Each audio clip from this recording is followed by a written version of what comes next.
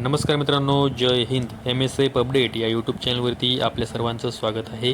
मित्रांनो, मी 1.5-2 महिन्या अगोदर आपल्या यूट्यूब चॅनलवरती नागपूर सुरक्षा रक्षक भरती याविषयी माहिती देणारा व्हिडिओ मी आपल्या चॅनलवरती अपलोड केला होता. यामध्ये एकूण 317 जागांसाठी ही सुरक्षा रक्षक भरती सुरू होती. तर त्यामध्ये शैक्षणिक पात्रता ही 12वी उत्तीर्ण होती. आता ज्या उमेदवारांनी या भरतीसाठी अर्ज केले होते त्यांची कमेंट येत होती की आता याची पुढची स्टेप काय असणार आहे.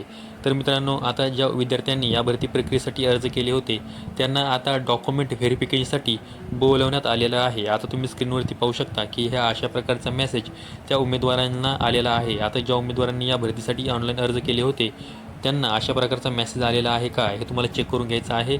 आणि या मेसेजमध्ये तुम्हाला कोणत्या तारखेला आणि किती वाजता, त्याचबरोबर कोणत्या ठिकाणावरती डॉक्युमेंट व्हेरिफिकेशनसाठी हजर व्हायचं आहे याविषयी संपूर्ण माहिती देण्यात आलेली आहे. तर आता मित्रांनो, ज्या उमेदवारांनी अर्ज केले होते त्यांना ललित कला भवन, कामगार कल्याण भवन, नागपूर या ठिकाणी तुम्हाला डॉक्युमेंट व्हेरिफिकेशनसाठी हजर व्हायचं आहे. तर ज्या उमेदवारांनी अर्ज केले होते त्यांना मेसेज आलेला आहे का हा तुम्ही बघून घ्यायचा आहे. आणि तुम्हाला ज्या तारखेला डॉक्युमेंट व्हेरिफिकेशनसाठी बोलण्यात आलेलं आहे त्या तारखेला तुम्हाला डॉक्युमेंट व्हेरिफिकेशनसाठी जायचं आहे.